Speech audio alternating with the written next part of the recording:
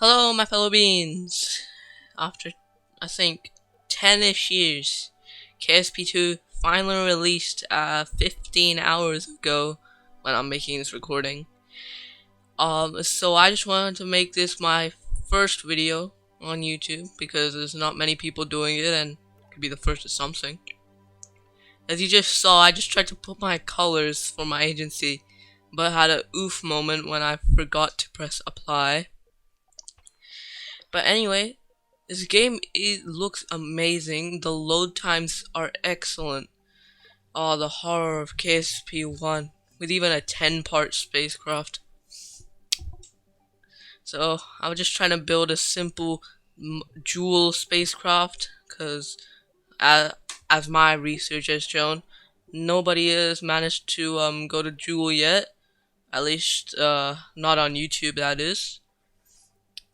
So I was just trying to make a simple spacecraft, and as you can see, I forgot half the stuff I needed. And I think the page system is quite annoying. I mean, you used to have Gene Kerman in the first game, and he would come up for the first 7 seconds or so. And I think that was good. They had a separate tutorial apart from the main game, so you didn't get stuff like this. And yes, there is a setting to close this, but I still think that's just a simple fix. It's really nothing major. But something that is major is if you select one of these hydrogen tanks before selecting the engine.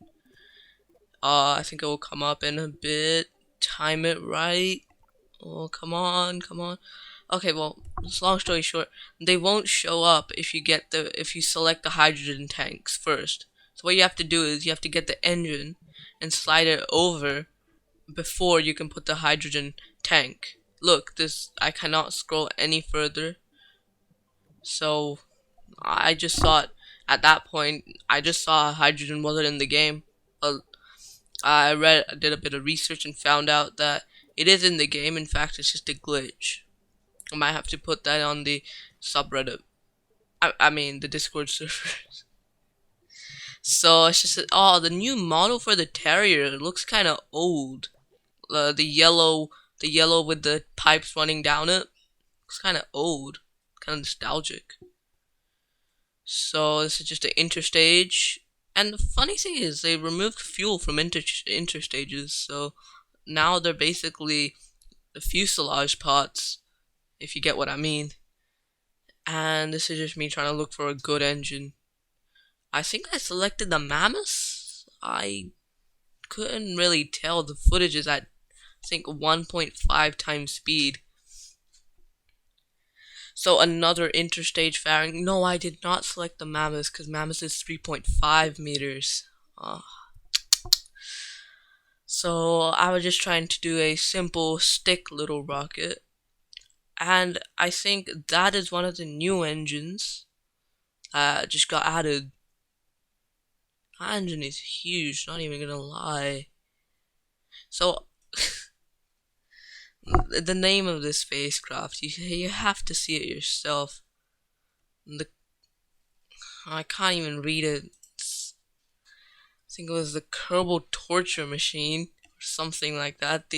And the Premiere Pro preview still hasn't been updated in the 2023 version. I mean, I gotta admit though, I just gotta admit, the new interface looks amazing. It is just so good, so much better than the KSP1. You have the time warp at the middle, at the bottom middle, so that you don't need to drag down a little tab, which took time. And a classic blunder. I forgot my power to weight ratio. So yeah, I had to revert back. That was embarrassing. Poor Bill. I forgot to take Jev with me on this historic first Jool mission. So I think I am also the first one on YouTube to, as far as I know, to do asparagus staging.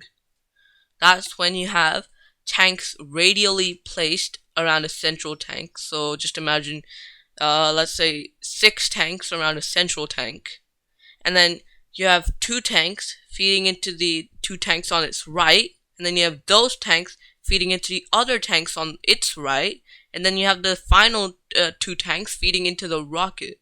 So you drop them off two by two by two. Pardon me. So I thought that would be a good way to get more Delta V while not having a Kraken bait. And the realism in the oh my god, I can't even remember. In the reaction wheel is too good.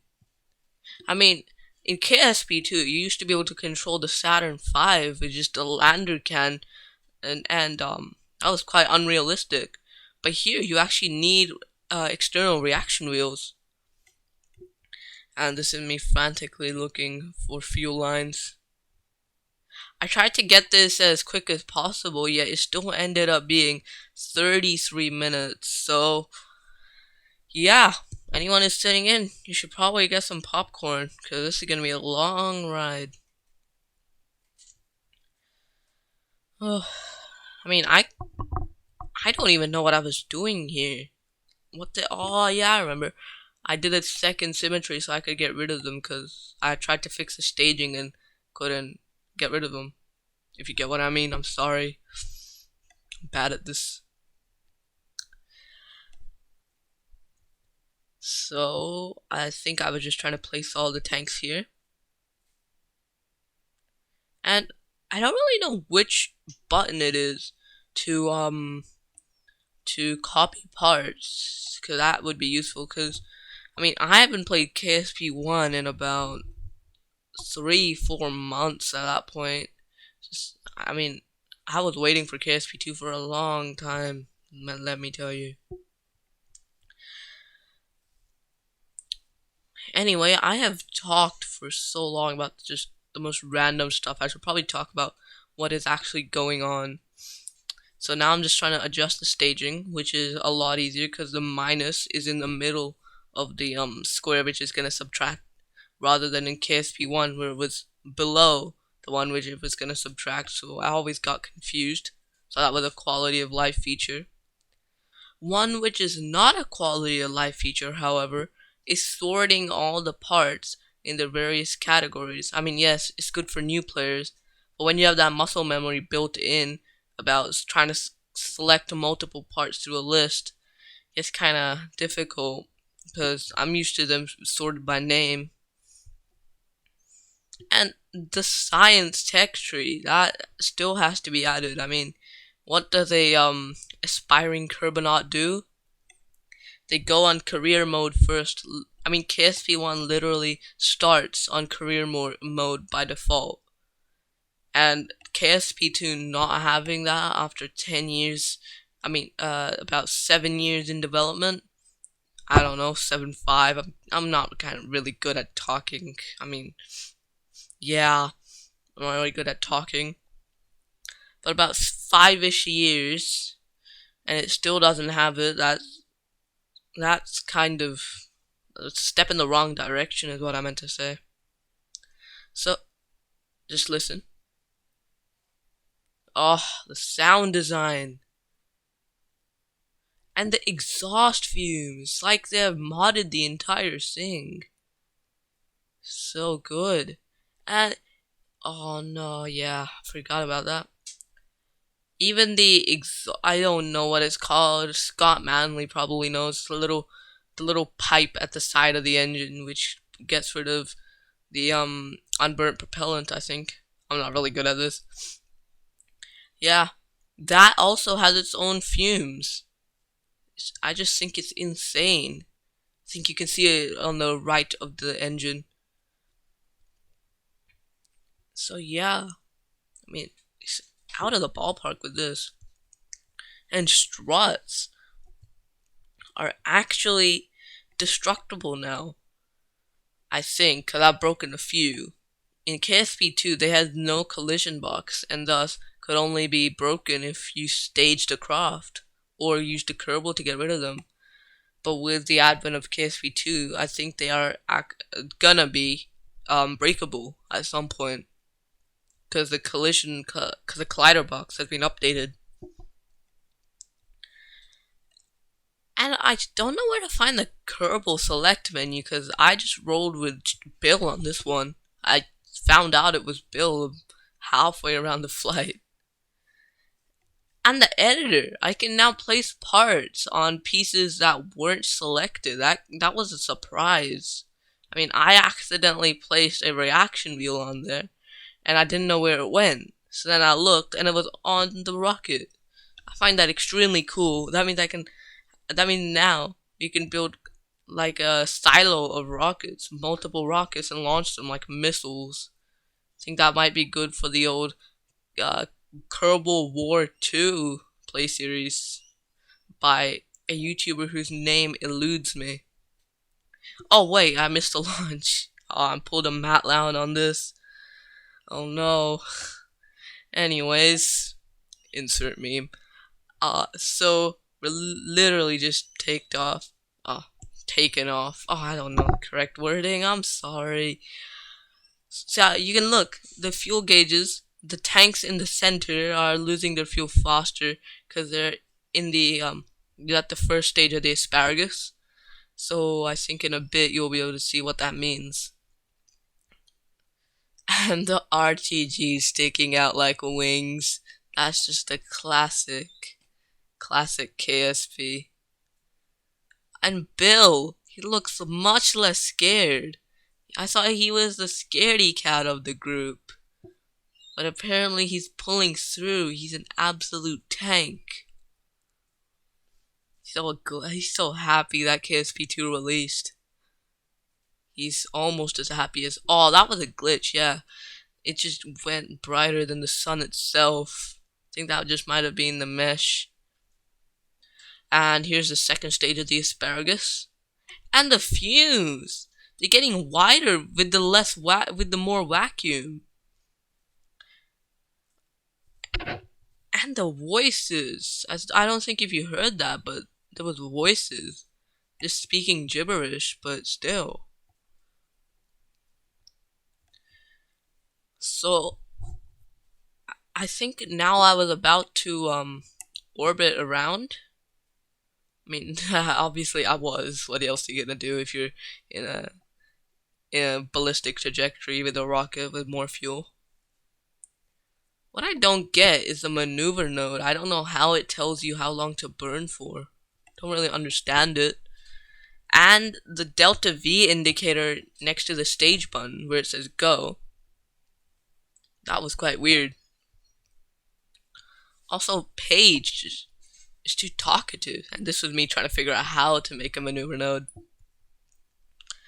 So I just gave up. Just warped around to it and just went pro grid. Typical KSP gamer shenanigans.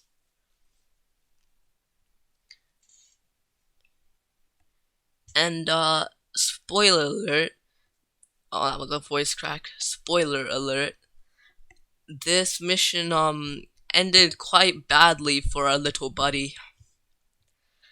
Maybe Loun, if you're listening, a Blunderbird's mission. I'm just saying. I mean, I'm happy for the collab, trust. And there we go. Orbit achieved.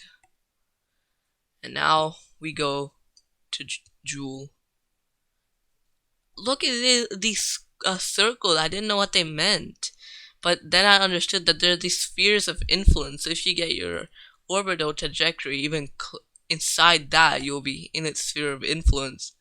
At first, I thought they were just an analog for where the planets was, but then I couldn't actually click on them. Yep, L. And this is me trying to figure out how to make a maneuver node, and then I figured out it was right click. I think. I don't remember at this point. It's like 7 o'clock at night right now. I was just focusing on my craft. And I did another thing. I went Kerbal again by just burning prograde until I got into the sphere of influence of the sun. I mean, I already am in the sphere of influence of the sun. But the Earth's sphere of influence is greater. So what I meant to say was, I went from one sphere of influence into, I mean, no, oh my god, it's so hard to explain. I went from the Earth's, the Kerbin sphere of influence to the Sun's. I mean, Kerbal. Oh, this, I am not cut out for this. Anyone who is still watching is just a masochist. I mean, what are you doing with your life watching me explain Kerbalism in the worst possible way? And this is why I play this game. The graphics. My 3070 melted, but still I got them ray traced graphics. Trust me. And that little blue orb, I think that kind of takes away from the immersion, because KSP is meant to be realistic, not stylistic. I mean, I mean, the part designs on the old game were just beyond next level. And I think they were still better than KSP2. KSP2 lacks that charm, that cartoonish vibe that KSP1 had. Huh, having to say KSP1 rather than KSP. Oh, brings you back to the old days, doesn't it? No, but I do feel that it lacks some of that charm of KSP1. The Kraken is less present. I don't think there's any of the Easter eggs, which Matt did an interview on. And yeah, it might just be nostalgia. Oh, nostalgia, man. Oh, yeah, the time warp limiting feature, that's so good. And I still don't know why it says celestial body. I think it counts the maneuver node as a celestial body somehow. I don't know how to program games. I'm just a small YouTuber trying to try to go to Jool for the first time. And yeah, I'm just, these engines are sick. And you can time physics warp, I think, a lot. A lot. I don't think it's times 4 anymore, because I got up to times 10 physics warp. Sick. That means no more nuclear engine 10-week burn shenanigans. Let's go. And I think that was done just because of the interstellar uh, part of the game. Because having to burn for years, even times 4, would get quite old, quite fast. Let me just tell you that. Burning for a year just so you can land on another star system, that gets pretty old. I mean, I'm not saying, but it does. Trust. And Gatsby 2 doesn't calculate. I mean, it does calculate, but it doesn't show the orbital trajectory of a different planet you're about to enter into, like KSP2 did. I mean, KSP1 did. Going on a rant here. So, just about to enter, and see there. Now it shows to the trajectory. So I finally figured out how to create a maneuver node, and it was close. I mean, I don't know how they're calculating the meters per second, but it was way off how many meters per second of fuel I needed. This was just me trying to figure it out. Yep, I did that. And orbit around Jool, and I forgot that you can look at the periapsis indicator to see what altitude you're at. But I don't think you could here. Didn't work. So I have to kind of eyeball it. And I think I got it within around 7,000, 8,000 kilometers.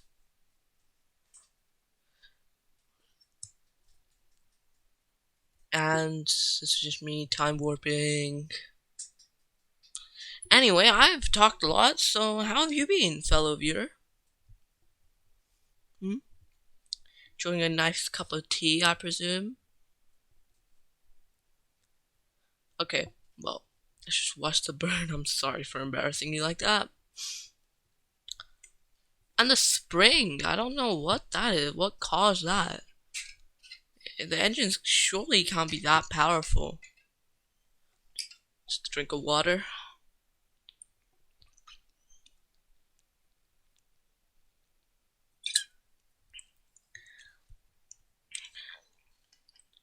As I was drinking my water, I slowed myself down by about a couple hundred meters per second.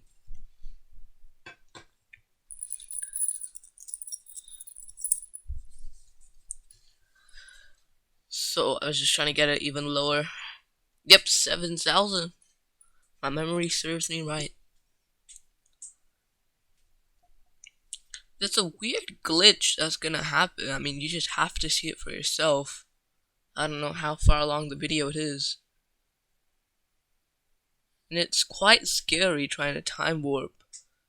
I mean, you could overshoot it by a lot if you get up to 1,000,000 times time warp. And God heavens forbid 10 million, which is grayed out, because I bet that's only for interstellar travel.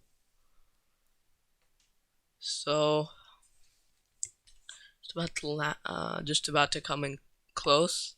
This time, trying to do it more carefully. And now I tried to look for Jool, and it looks stunning. I mean, it's like they literally took a map of the surface of Jupiter and just put Shrek over it. It looks so good. I mean, you cannot beat this. Look at the clouds. And this is just me trying to get a thumbnail shot.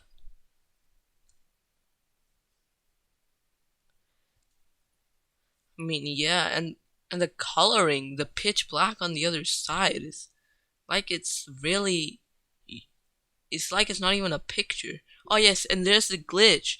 I tried to get Bill out of the capsule for an EVA for symbolic reasons, and it shot me off by I think around 700 meters per second roughly.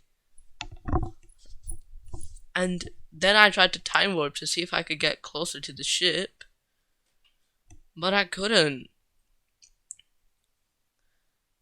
So I have no idea what caused this glitch, because for a second it um looked like he just died or the spacecraft disintegrated, but on the map view you can clearly see it.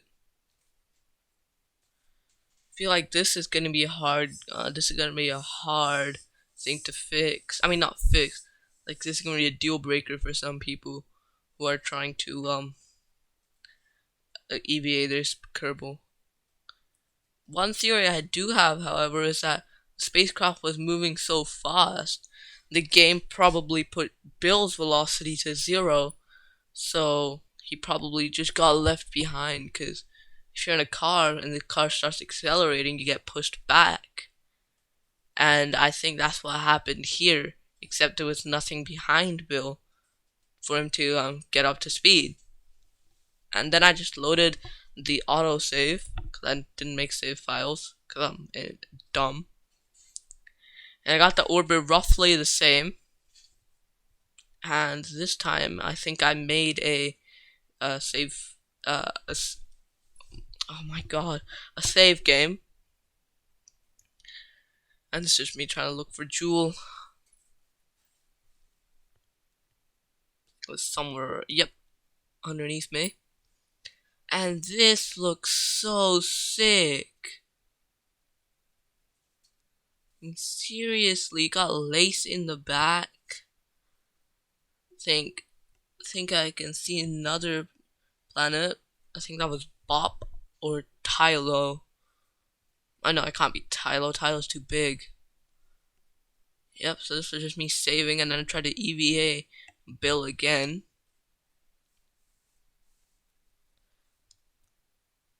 But the same thing happened. So I think this is the real glitch. Let me know if you've encountered this. Another one of the announcements.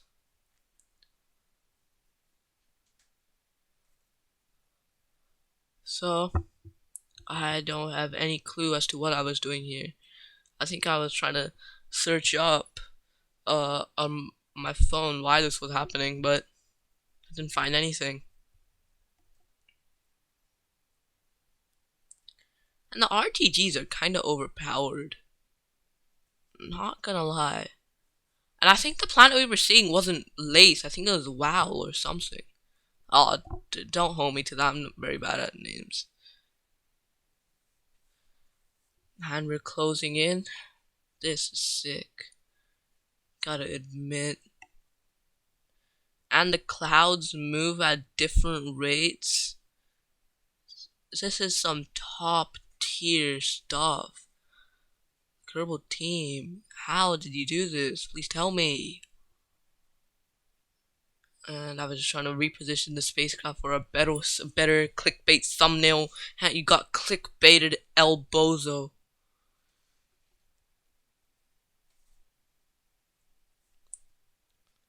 And I think this was the orbit which I tried to leave the Jool system and get back. Hopefully trying to use the parachute which I installed on the spacecraft. But let's just say that it didn't go quite to plan.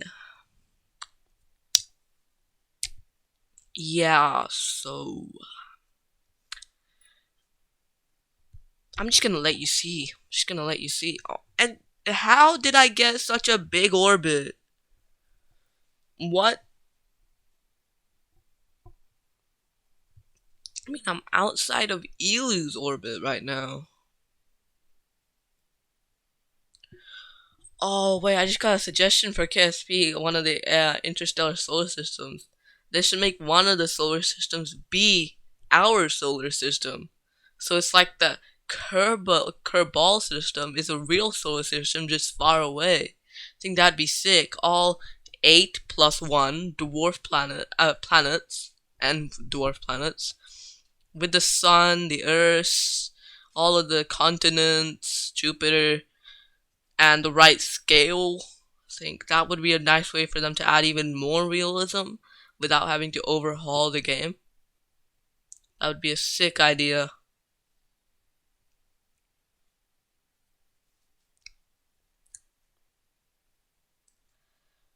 And then my orbit got magically smaller. What? Oh, wait, I didn't know. Wait, what just happened? I had no idea what was happening here. I was gonna say something. Oh, yeah. In KSV1, Drez, you had to zoom in to see Drez. But in KSV2, Drez is just visible from anywhere. I find that good. Because Drez lives matter. DLM. Trust.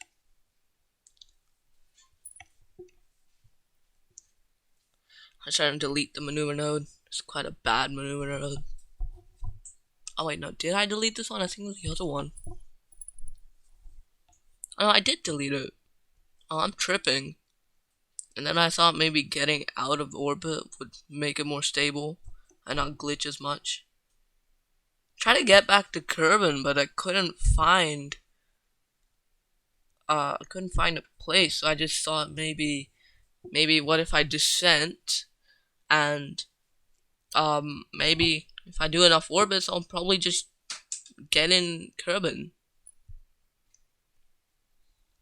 And just trying to zoom into my spacecraft. And then I realized my orbit's on an incline because of Jool's inclinated orbit.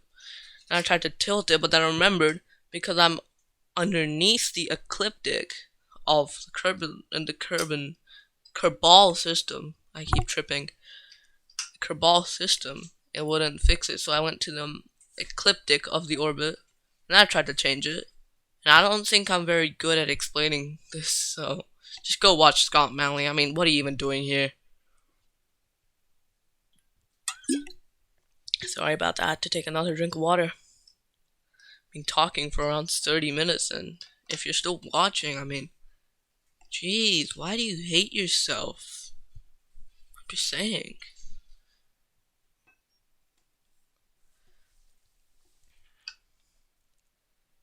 So, I think this is where I realized that my little plan wouldn't really work because, well, I mean, I had to do a lot of orbits around Kerbal to get back into a Earth orbit just by chance. And as many of us know, KSP isn't centered around chance. And I don't think this has to be ray tracing, but some people on Reddit say that this might be rasterized, and I don't think it can be rasterized. I mean, to get rasterization results like that, it's like trying to get Eevee in Blender to do real-time shadows. It's really hard and not worth it for the performance gains, and it doesn't produce glare like that.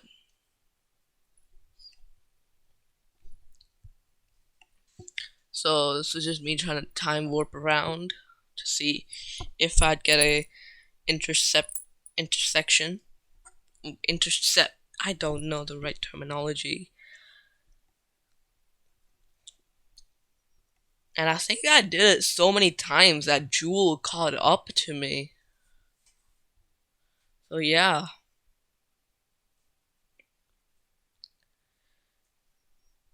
I mean, I'm just not good at this game. Seriously, somebody else should have gone to Jool first. Look at this. Look how bad I am. Coming in for a second try, and ooh, I thought this was gonna be it. Really saw it.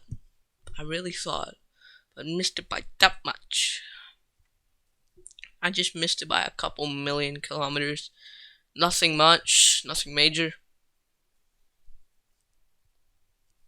And here I enter Jool's spheres of influence again. Jool's sphere of influence. I found that quite funny. That I paused right over, because in KSP1 when you pause like that, I don't know, it just looked different. This looks weird that you can pass right through a sphere of influence. I don't know how to explain it, it just broke my brain. And I think this is where we leave it for today. I will make a mission to rescue Bill and reunite him with Valentina, Jeb, and Bob. But for me, this is it. See you, Kerbonauts.